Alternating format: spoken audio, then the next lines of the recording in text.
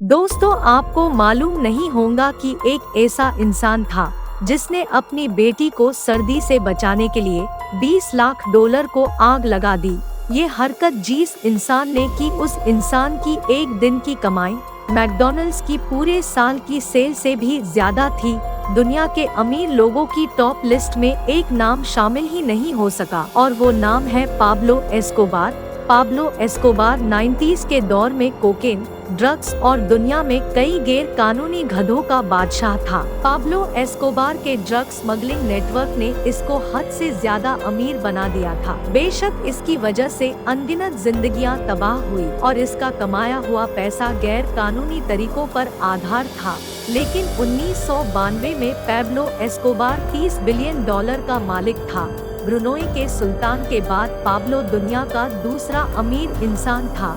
अगर Pablo Escobar आज जिंदा होता तो आज उसके 30 बिलियन डॉलर 58 बिलियन डॉलर के बराबर होते और पाब्लो दुनिया का 8वां अमीर इंसान होता। पाब्लो एस्कोबार की ड्रग सप्लाई का नेटवर्क इतना पावरफुल था कि पूरे 90% अमेरिका को कोकेन सिर्फ एस्कोबार का नेटवर्क ही सप्लाई करता था और पूरी दुनिया का 80% हिस्सा एस्कोबार की ड्रग से चलता था।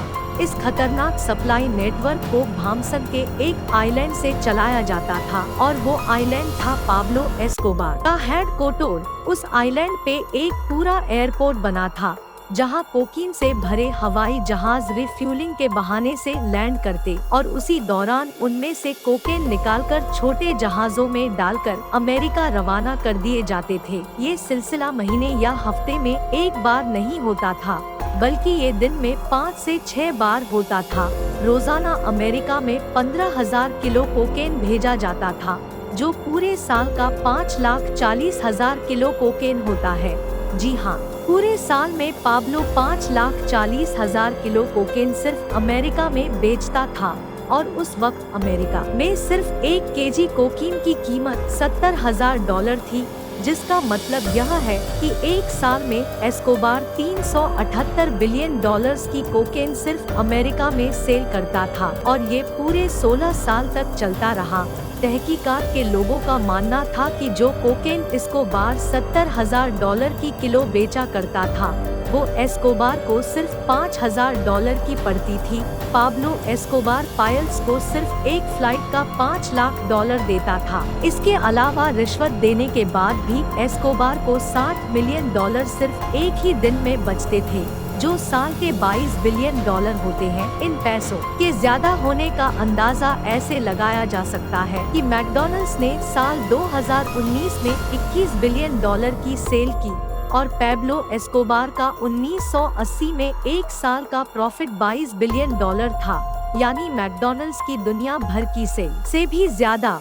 और जाहिर है ये सारा पैसा पाब्लो एस्कोबार कैश की सूरत में रखता था। उन पैसों की गड्डियां बनाने के लिए रोजाना $1,000 के रबर बैंड खरीदे जाते थे।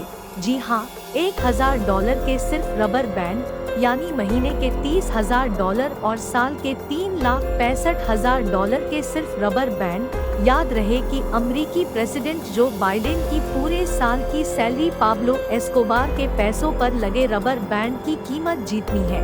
जाहिर है इतने ज्यादा पैसे पाब्लो बैंक में तो रखने से रहा, तो इन पैसों की स्टोरेज के लिए इस आइलैंड पे बहुत बड़े बड़े गोडाउन होते थे, जिनमें ड्रम्स के अंदर ये कैश स्टोर किया जाता था। स्टोर किए गए इन पैसों का 10% सालाना या तो चूहे खा जाते थे या फिर पानी की वजह से गल सड़ जाते थे। यह माना जाता है कि पाब्लो एस्कोबार रोजाना इतना कैश गिन नहीं सकता था, तो पैसों को वजन करके पैसे गिने जाते थे और वजन करके ही उसकी गड्डियां बनाई जाती थी। एक बार पाब्लो एस्कोबार ने पुलिस से बचने के लिए मेडेलिन के पहाड़ों पर अपने बच्चों समेत पनाह ले रखी थी। उस वक्त उसकी बेटी को सर्दी लग गई। पाब्लो के पास उस वक्त गर्मी पैदा करने का और कोई चारा नहीं था, तो उसने अपने बैग से $2 मिलियन कैश निकालकर उसको आग लगा दी। जी हाँ, पूरे $20 लाख। ये बात पाब्लो के मरने के बाद उसके बेटे ने एक मीडिया इंटरव्यू में बयान की थी। और जैसा कि इस तरह की जिंदगी का अंजाम भी खौफनाक होता है। 1993 में पाब्लो एक पुलिस फायरिंग में मारा गया। पाब्लो के किस्से आज तक पूरी दुनिया में एक मिसाल बनकर रह गए हैं कि इंसान जितना भी अमीर हो जाए, उसको सारी दौलत इसी दुनिया में छोड़कर जानी है। खैर, आप इसके बारे में क्या सोचते हैं, हमें कमेंट करके जरूर बताएं। और अगर ये वीडियो आपको अच्छा लगा हो तो इस वीडियो को लाइक और अपने दोस्तों के साथ शेयर करना मत भूलना, और हमारे पेज को फॉलो करना भी मत भूलना, क्योंकि मैं ऐसी वीडियोस हर बार लाती रहती हूँ। तो मिलती हूँ आपसे अगले वीडियो में। धन्यवाद।